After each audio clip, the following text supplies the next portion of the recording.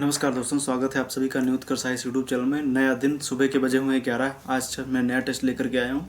ये एस्ट्रोनॉमी का टेस्ट होगा, जिसमें हम आपको एस्ट्रोनॉमी संबंधित प्रश्नों के बारे में पूछेंगे आपसे, और आपके उत्तर भी हम तुरंत देते रहेंगे। जैसा मैंने कहा था कि आप लोग जो टेस्ट हो जाया करें, उसके बाद आप उसके उत्तर आप जरूर बताया कीजिए कि आपके कितने सही हुए हैं।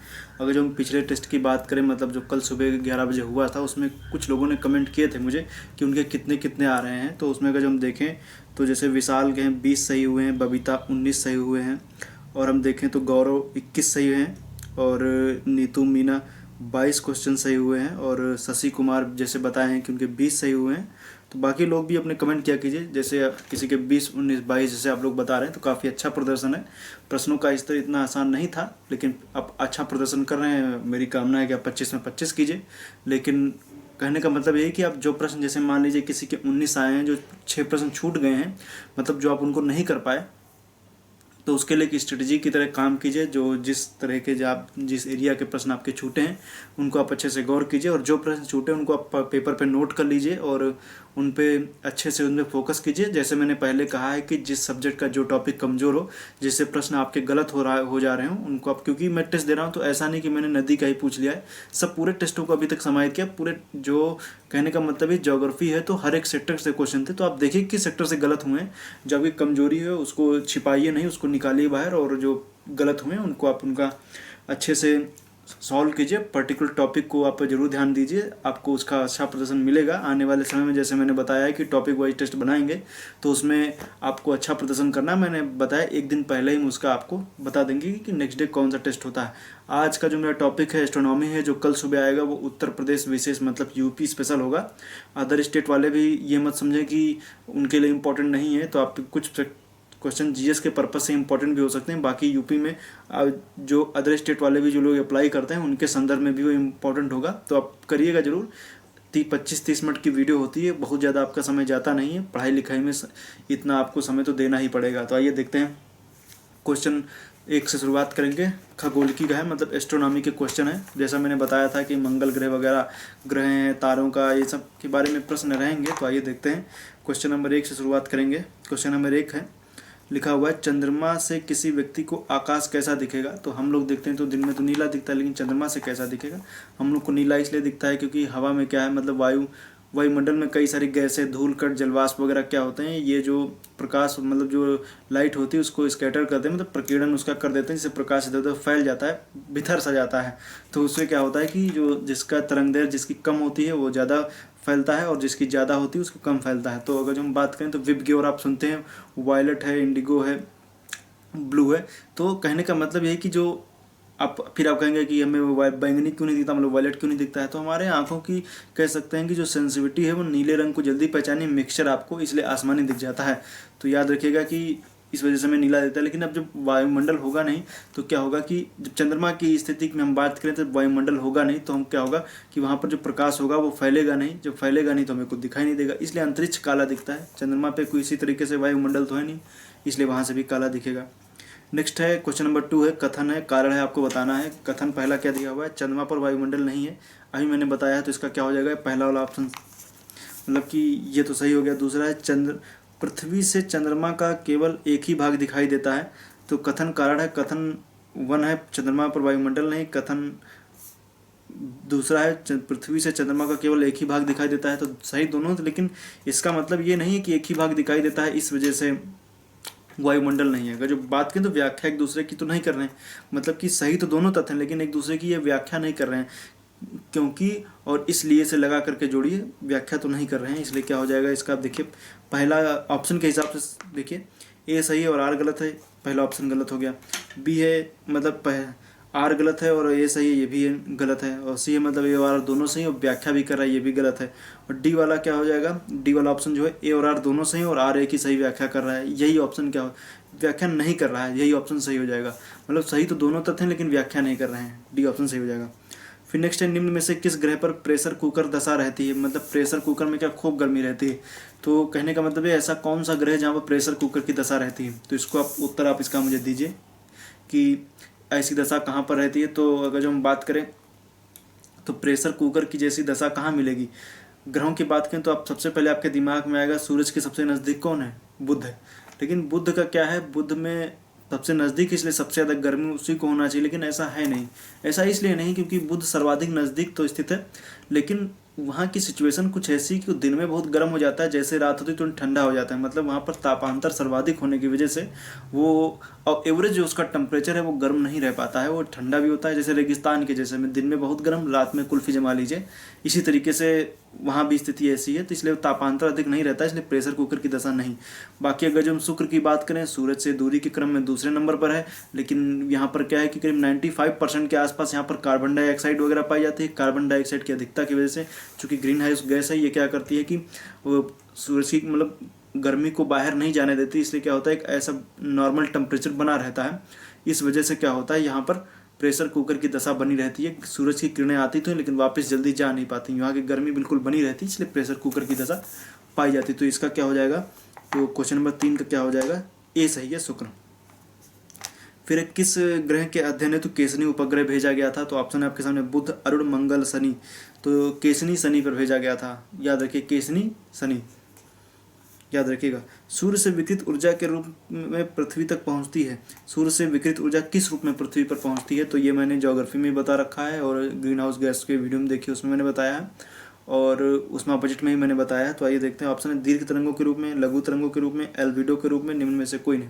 तो जो सूरज से जो किरणें आती हैं वो शॉर्ट वेव में होती हैं, और जो वापस जो पृथ्वी भेजती है टेरेस्ट्रियल रेडिएशन वो क्या होता है, लॉन्ग वेव में जाता है। तो जो क्या इसका उत्तर क्या हो जाएगा, लघु तरंगों के रूप में, मतलब बी वाला ऑप्शन इसका सही हो जाएगा। इसीलिए क्या होता है कि जो पृथ्वी मतलब जो किरणें जो सूरज की आती हैं वो तो आ तो जाती हैं लेकिन वापस नहीं जा पाती, क्योंकि वो हमारा जो वायुमंडल जो कार्बन डाइऑक्साइड है वो दीर्घ तरंगों को रोक लेता है, लेकिन शॉर्ट वेव के लिए तो ठीक आ जाएगा लेकिन लॉन्ग वेव को जाने नहीं देगा, इसलिए हमारे पृथ्वी पर तापमान एक सा बना रहता है। और बाकी जब जाने नहीं देती इसलिए ज़्यादा गर्मी बढ़ती चली जाती है, इसलिए ग्लोबल वार्मिंग की भी समस्या बढ़ती है। तो क्वेश्चन नंबर 5 क्या हो जाएगा, बी सही हो जाएगा। फिर आएंगे क्वेश्चन नंबर 6, अंतर्राष्ट्रीय तिथि रेखा 180 डिग्री देशांतर से कितनी बार विचलित होती है। आप अच्छा क्वेश्चन है, आप इसको पढ़िए, ध्यान से पढ़िए और इसका उत्तर भी दीजिए। अंतर्राष्ट्रीय तिथि रेखा 180, हम जान रहे हैं कि जो समय रेखा है वो 0 डिग्री लाइन, ग्रीनविच रेखा, उसके ठीक पीछे जो है वो 180 डिग्री रेखा है। तो याद रखिए, दरअसल 180 डिग्री जो रेखा है और इधर 360 डिग्री रेखा है, इनको याद रखिए। लेकिन 180 डिग्री रेखा क्या है कि उसको मोड़ा गया है। मोड़ा क्यों गया है, अब तिथि रेखा है, मान लीजिए जैसे आप यूपी में रहते हैं, यूपी में आप जैसे रह रहे हैं, अगर यहाँ पे कोई अंतर्राष्ट्रीय तिथि रेखा यहाँ से खींची जाए तो ऐसी सिचुएशन हो जाए कि पता चला बाराबंकी में एक दिन पीछे चल रहे हैं, बुधवार है, और लखनऊ में क्या हो गया, बृहस्पतिवार चल रहा है। तो ऐसा संभव नहीं, इसलिए क्या किया गया, उसको चेंज किया गया।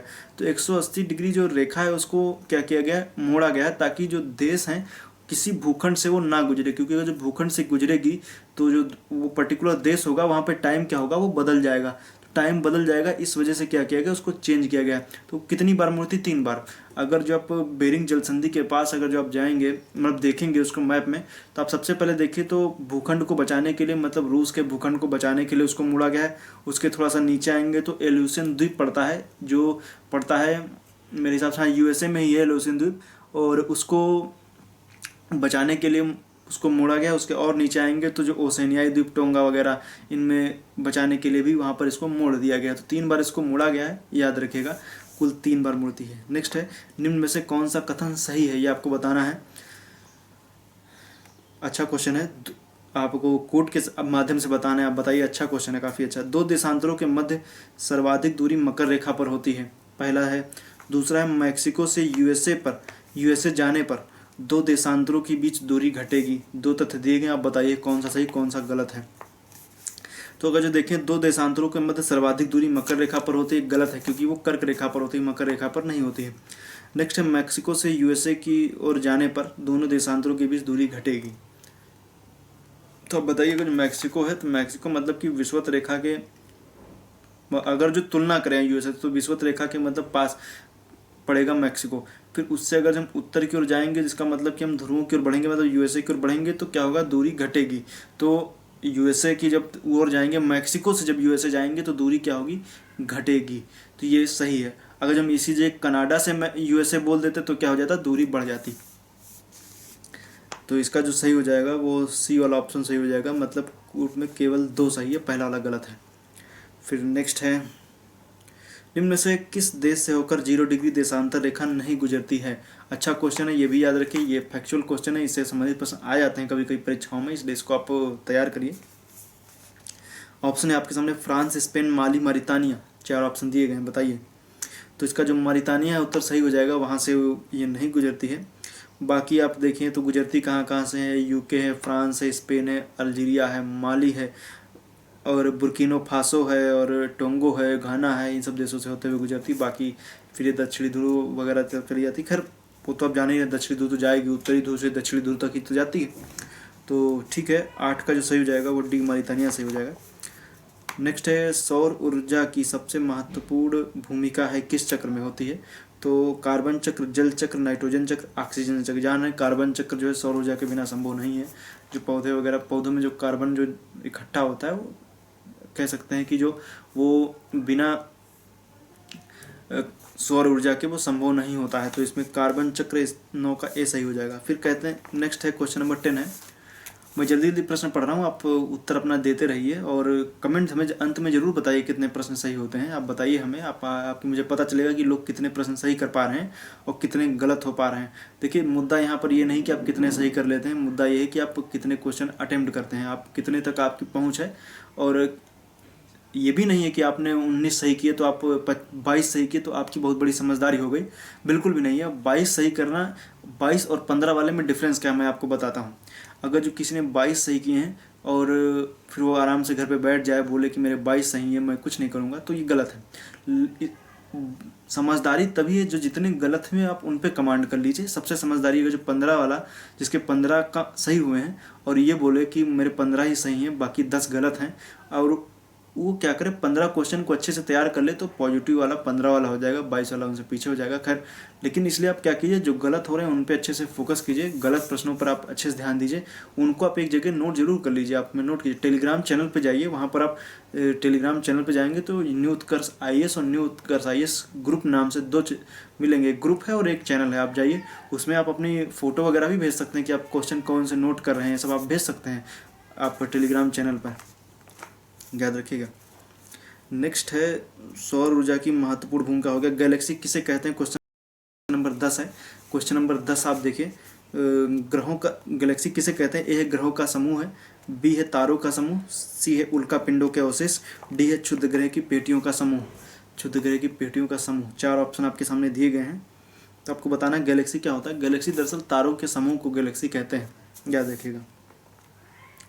नेक्स्ट है, निम्न में से किसने बताया कि दूरस्थ आकाशगंगाएं हमसे दूर जा रही हैं? ये बात अब ये कौन बताएगा? अब आप बैठे बैठे घर पे तो बता नहीं सकते कि कौन दूर जा रहा है, आपके पास कुछ होना चाहिए, उपकरण होना चाहिए, टेलीस्कोप वगैरह होना चाहिए। तो हब्बल के पास है, हब्बल टेलीस्कोप का उन्होंने आविष्कार किया था। तो अब मतलब कि क्या सही हो जाएगा? एडविन हब्बल सही हो जाएगा, जॉर्ज लेमन तेरे का कोई मतलब नहीं है, बाकी सही हो जाएगा। फिर क्या पुल्सर क्या है? बहुत अच्छा क्वेश्चन है, पुल्सर क्या है। अब देखिए पुल्सर क्या है, गैसों के संघनित पिंड है। देखिए इस प्रश्न को समझ आप तभी तुरंत कर लेंगे अगर जो आपने मेरी वीडियो देखी तारों के निर्माण में। तारों के निर्माण में इसके बारे में मैंने बहुत अच्छे से आपको बताया है, आप उसको देखिए, बहुत अच्छा वीडियो है तारों का निर्माण। उससे मैंने अभी उससे रिलेटेड आपको 1-2 प्रश्न मिलेंगे, आप अगर आप वो वीडियो देखे होंगे तो आपके प्रश्न गलत नहीं होंगे।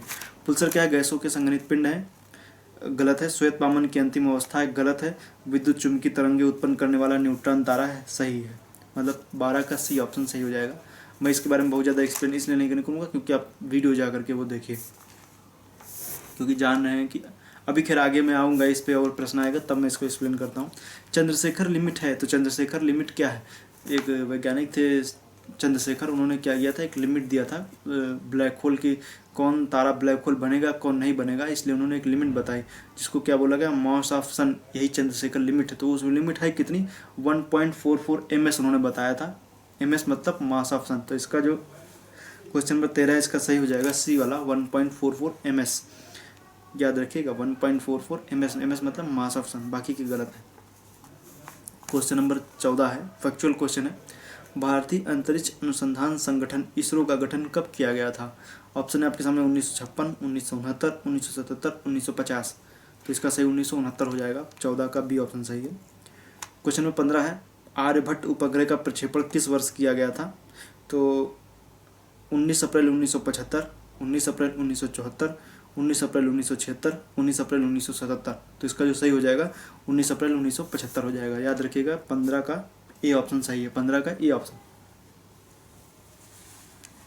क्वेश्चन नंबर 16, प्रोटो स्टार किसे कहते हैं? ऑप्शन है आपके सामने, काफ़ी अच्छा क्वेश्चन है ये भी। गैसीय मेघों को, मंदाकिनी के सिकुड़ने को, हाइड्रोजन एवं हीलियम के बादल के गुरुत्वीय संघनन को, इनमें से कोई नहीं। दरअसल होता यही है कि अब जाना हाइड्रोजन के बादल क्या होते हैं, थोड़े से आप जब इकट्ठा हो जाते हैं तो इसको स्टालर नेबुला बोलते हैं। फिर स्टालर नेबुला क्या होता है कि और जब संघनित हो जाता है और एक हाइड्रोजन के बादल काफ़ी ज़्यादा जब संघनित हो जाते हैं, एक जगह इकट्ठा हो जाते हैं, तो उसको बोलते हैं प्रोटो स्टार या आदि तारा।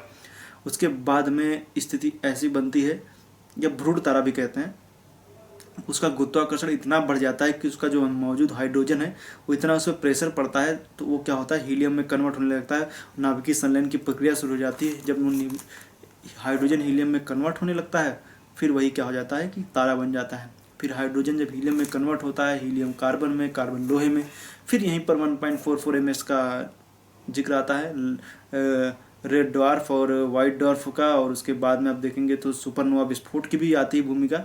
ये होता यही है कि जब हाइड्रोजन हीलियम में, हीलियम कार्बन में, कार्बन जब फेरस में बदल जाता है तो जो तारा होता है उसका जो नाभिक है, जब उसमें हीलियम मतलब जो उसका केंद्र है उसमें जब हीलियम जब मतलब उसमें क्या हो, लोहा जम जाए, मतलब फेरस जब अधिक हो जाता है उसमें क्या होता है तो वो उसकी जो नाभिकीय संलयन की प्रक्रिया है वो बाधित हो जाती है। जब नाभिकीय संलयन की प्रक्रिया जब बाधित हो जाती है तो उसमें एक विस्फोट होता है जिसको बोलते हैं सुपरनोवा विस्फोट। वहीं में परिकल्पना आती है न्यूट्रॉन तारा के। आप देखिएगा वीडियो आपको मिलेगा उसमें, उसकी भी दी हुई है कि कब कोई तारा श्वेत वामन, काला वामन बनेगा, ब्लैक होल कब बनेगा, और कब स्टार मतलब कब बनेगा वो न्यूट्रॉन तारा, कब बनेगा पल्सर। ये देखिए बहुत तेज़ी से घूमता है न्यूट्रॉन तारा। नेक्स्ट है फोबोस डिमोस किसके उपग्रह? देखिए मैंने कहा था मंगल ग्रह से संबंधित प्रश्न आएगा, तो आ गया प्रश्न मंगल ग्रह से संबंधित। तो शनि, मंगल, अरुण, बृहस्पति। तो मैंने ऑप्शन जैसे बता ही दिया, मंगल ग्रह से संबंधित प्रश्न आ गया तो उत्तर भी मंगल ही है। फोबोस डिमोस मंगल के उपग्रह। फिर क्षुद्र ग्रहों की बेल्ट किन दो ग्रहों के मध्य स्थित है? अब जान रहे क्षुद्र ग्रहों की एक बेल्ट है वो किन दो ग्रहों के मध्य में स्थित है? ऑप्शन है बुध शुक्र, बुध पृथ्वी, बृहस्पति शनि, मंगल बृहस्पति। तो इसका जो सही उत्तर हो जाएगा वो मंगल और बृहस्पति के बीच में क्षुद्र ग्रहों की एक पेटी पाई जाती है। नेक्स्ट है क्वेश्चन नंबर 19। देखिए हम काफ़ी तेज़ी से क्वेश्चन पढ़ रहे हैं, आप इनके उत्तर भी उसी तेज़ी से दीजिए। देखिए आप जान रहे जैसे 25 प्रश्न में पढ़ रहा हूँ, 25 प्रश्न में मैं करीब 19 मिनट के आसपास का समय लेता हूँ। 19, 20, 25 मिनट भी हो जाता है कुछ बात एक्स्ट्रा चीज़ें बताने में। मान लीजिए 25 मिनट के आसपास वीडियो होता है, इससे ऊपर मैं नहीं बनाता हूँ। तो कहने का मतलब ये है कि एग्जाम हॉल में जब जाते हैं, मान लीजिए 150 प्रश्न का पेपर है तो आपको समय मिलते हैं 120 घंटे। आपकी स्पीड भी मायने रखती है, आप कितनी तेज़ी से उसको कर पाएंगे। तो इसलिए स्पीड का भी ध्यान देखिएगा। जो मैं आपको कोई क्वेश्चन पढ़ रहा हूँ तो उसका आप उत्तर भी जल्दी से जल्दी देने की कोशिश कीजिए, स्पीड बनाइए अपनी। और काफ़ी इंपॉर्टेंट टेस्ट सीरीज हो रही है, इसको मजाक में मत लीजिए, बहुत ही अच्छी टेस्ट सीरीज है। ये आपको आप देख लीजिए, कहीं आपको जल्दी मिलेगी नहीं, क्वेश्चन वगैरह इसके जल्दी आपको मिलेंगे नहीं। आप यूट्यूब वगैरह सर्च कीजिए, कुछ भी कीजिए, लेकिन आपको जो मैं बता रहा हूँ ये चीज़ें आपको जल्दी नहीं मिलेंगी। हाँ, मैं ये नहीं कहता कहीं नहीं मिलेंगी, कहीं ना कहीं तो हो सकता मिल ही जाए, लेकिन नॉर्मल में जल्दी आपको चीज़ें नहीं मिलेंगी। लोग क्या करते हैं, प्रीवियस ईयर पेपर मान लीजिए कि कोई किसी क्या करता है, किसी पर्टिकुलर एग्जाम का मान लीजिए किसी ने पीसीएस का पेपर उठाया 2010 का, 2011 का, बस वही करा रहे हैं, इसमें नीचे उत्तर लिखे हुए हैं, आप बस वो पढ़ने का काम करते हैं। तो वो भी अच्छी चीज़ है, वो भी आप कीजिए, लेकिन कहने का मतलब ये है कि नए प्रश्नों का संकलन भी आप ध्यान रखिए, क्योंकि परीक्षाओं में पैटर्न धीरे धीरे बदलता चला जा रहा है। परीक्षाओं के बदलते पैटर्न के अनुसार सिर्फ आए हुए प्रश्नों से काम नहीं चलेगा, आपको नए प्रश्न भी आने चाहिए। जब तक आप नए प्रश्न नहीं करेंगे आप कैसे आगे कंपटीशन बीट कर पाएंगे? क्योंकि मान लीजिए जैसे 120 प्रश्न है तो यूपी पीसीएस की मैं बात करता हूँ, तो मान लीजिए 60 प्रश्न रिपीटेड आ गए, 70 प्रश्न मान लीजिए रिपीटेड आ गए, लेकिन 70 प्रश्न तो कल्याण होना नहीं है। बाकी जब आप नए पढ़े नहीं होंगे तो आप कर नहीं पाएंगे। मेरे कई जानने वाले लोग ऐसे हैं जिन्होंने क्या किए हैं, आए हुए रिपीटेड प्रश्नों के क्या किए, ऑप्शन तक रट डाले हैं। अगर जो एक ऑप्शन भी इधर उधर चेंज हो जाए तो वो उनसे उत्तर नहीं हो पाता है। तो कहने का मतलब है आप उस तरीके के मत बनिए, प्रश्न जो है उनको आप सिर्फ रिपीटेड है तो रिपीटेड के बाद में ऑप्शन को भी एनालिसिस करने की कोशिश किया कीजिए, ऑप्शन को भी समझिए। जो मैं बता रहा हूँ, मैंने अगर जो मंगल बृहस्पति के बीच में बताया है क्षुद्र ग्रहों को, तो अब क्षुद्र ग्रह से संबंधित क्वेश्चन ढूंढ डालिए और उससे संबंधित थोड़ा बहुत और नॉलेज इकट्ठा कीजिए। क्षुद्र ग्रह से संबंधित क्या है, क्षुद्र ग्रह कैसे बनते हैं, कैसे बने, किस दिशा में चक्कर लगा रहे हैं, मतलब कि जिस दिशा में पृथ्वी चक्कर लगा रही है उसी तरह लगा रहे हैं या उल्टा लगा रहे हैं, इन सब के बारे में देखिए। ये सब चीज़ें पता कीजिए, किस क्षुद्र ग्रह पे अमेरिका ने अपने ये यान वगैरह भेजे हैं, खोज हुई कैसे हो रही, मतलब इनके बारे में कैसे कैसे मतलब कैसे कैसे अमेरिका वगैरह इनके बारे में जानकारी इकट्ठा कर रहा है, या इन सब चीज़ों के बारे में आप थोड़ा सा देखिए, कौन से यान भेजे जा रहे हैं, कौन सा उपग्रह इनकी खोज के लिए भेजा गया, ये सब आप चीज़ें जानकारी इकट्ठा किया कीजिए, तभी आपको इसका फ़ायदा मिलेगा। हैली पुच्छल तारा भविष्य में कब दिखाई देगा? ऑप्शन है आपके सामने है 2053, 2062, 2067, 2076। तो हैली पुच्छल तारा हर 76 वर्षों में दिखाई देता है। 1986 में लास्ट टाइम दिखाई दिया था। अगर जो उसमें 76 वर्ष जोड़ देंगे तो 2062 उत्तर आ जाएगा।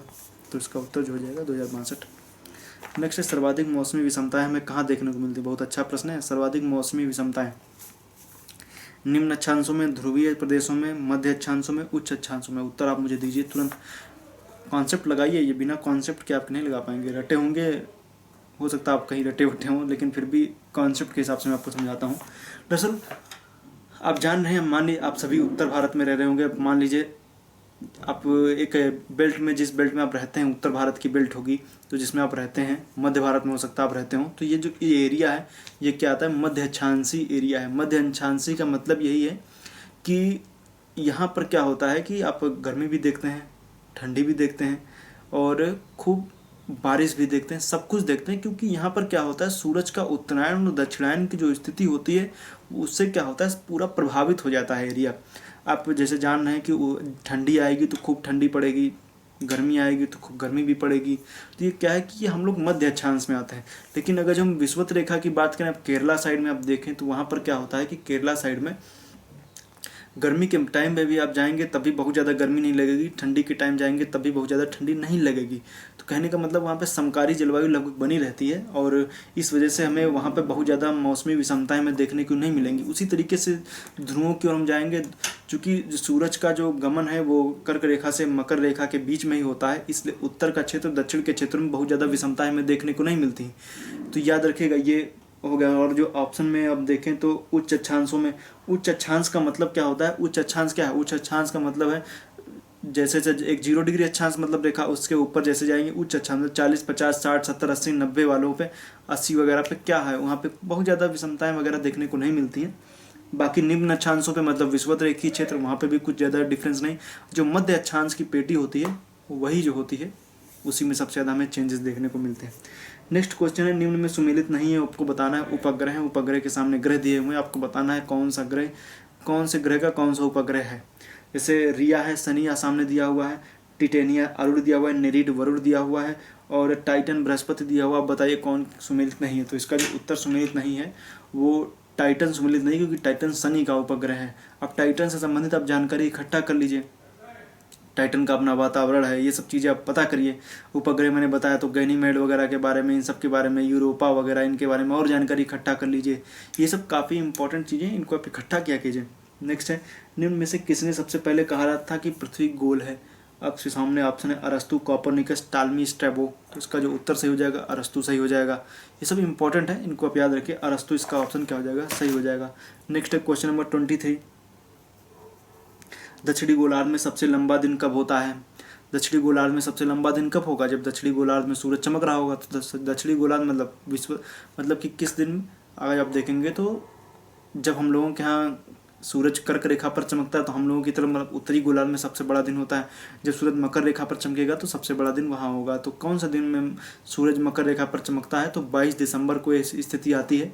इस कहते हैं क्वेश्चन आता है कि जब हम लोग ठंडी मना रहे होते हैं, उसी टाइम जो ऑस्ट्रेलिया वाले लोग हैं वो गर्मी का एहसास कर रहे होते हैं, मतलब वहाँ पे खूब गर्मी पड़ रही होती है।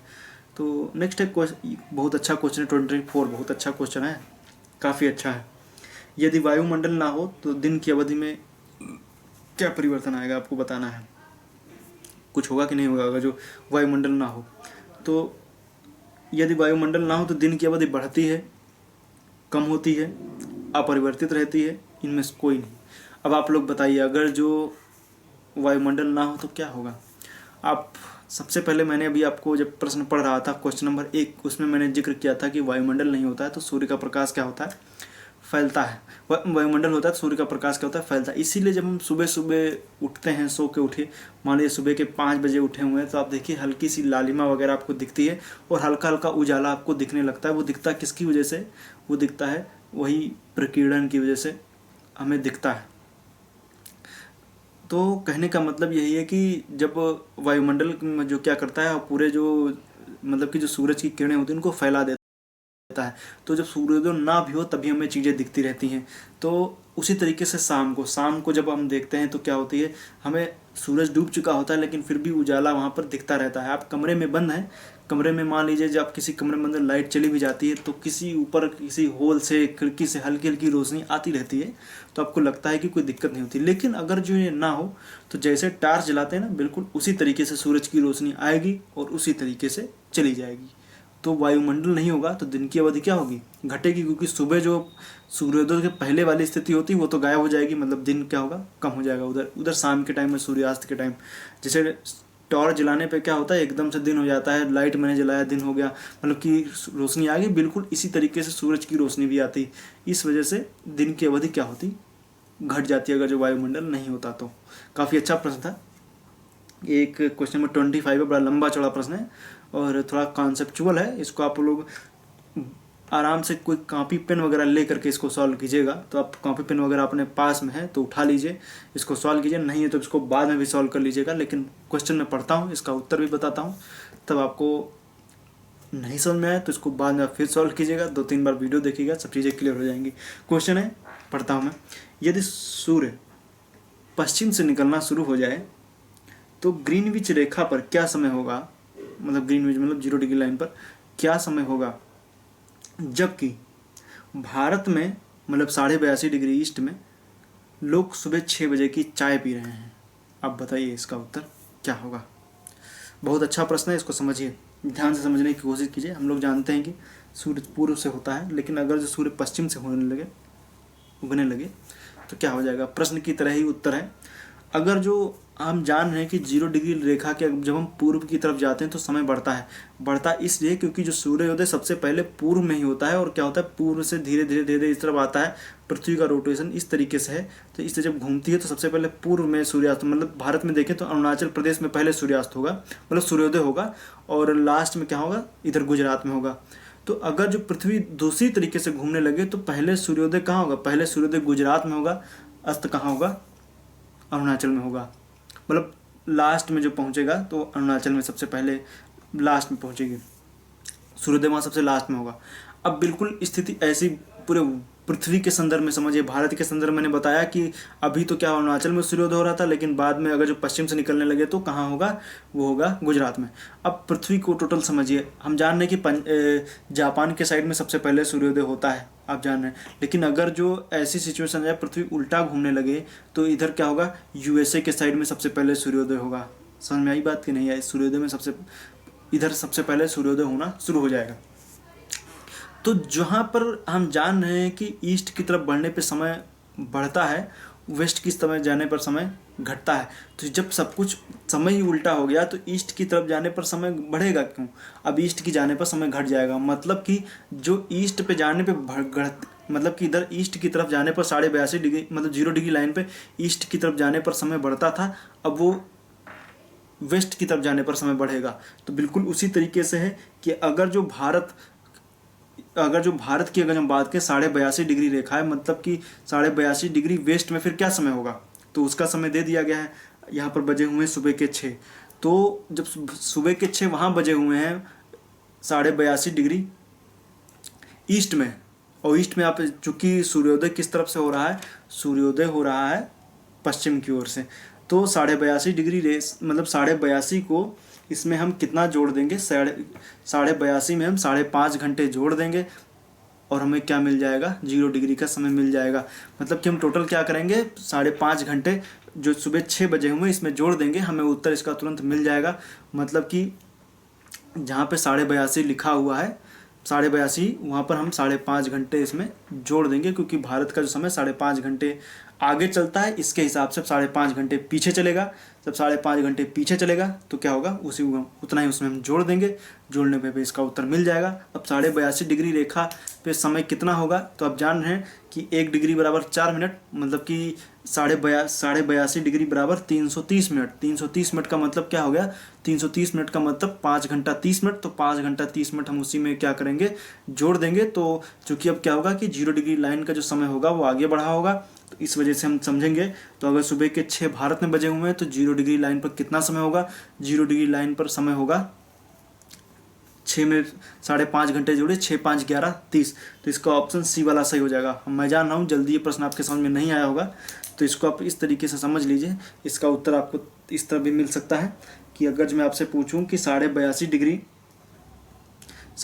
डिग्री वेस्ट में सुबह के 6 बजे हुए हैं तो 0 डिग्री लाइन पर क्या समय होगा, ये प्रश्न मान लीजिए दोनों के उत्तर सेम ही आएंगे।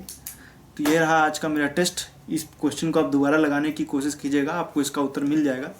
तो फिलहाल उम्मीद करता हूँ टेस्ट आपको अच्छा लगा है। कमेंट आप जरूर कीजिएगा अंत में कि आपके कितने प्रश्न सही हो रहे हैं। मैं पढ़ता सभी के कमेंट हूँ, बाकी कोई किसी का कमेंट मैंने कल देखा कि उन्होंने बताया कि एस्से के बारे में कुछ बताया जाए। दरअसल अभी आपकी कोई परीक्षा होने वाली नहीं है। एस्से वगैरह ऐसी चीज़ें क्या होती हैं व्हाइट बोर्ड पर ही बताई जा सकती हैं। मैं ऐसे आपको कैसे बताऊं, ज़बानी चीज़ें ऐसे नहीं, जब तक व्हाइट बोर्ड नहीं होगा तब तक चीज़ें बताना संभव नहीं। और बाकी आप इधर की आपकी कोई परीक्षा भी नहीं है।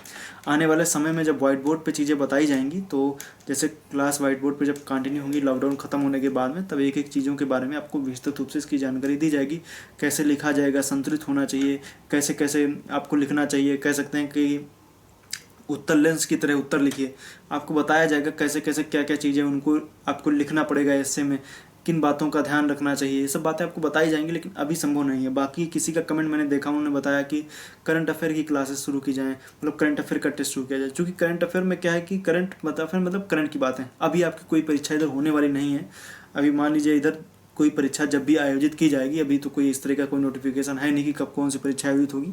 जब परीक्षाएं वगैरह नज़दीक आएंगी तो एक टेस्ट करंट अफेयर का बनाएंगे, क्योंकि अभी अगर जो करंट अफेयर का बनाएंगे तो कोई मतलब नहीं होगा, क्योंकि दुनिया में कोई बहुत खास घटनाएं घट भी नहीं रही हैं इस समय। तो अभी कोई मतलब नहीं। आने वाले समय में जब परीक्षाएं वगैरह पास होंगी तो पुरानी घटना टोटल मिला करके करंट का एक वीडियो बनाया जाएगा।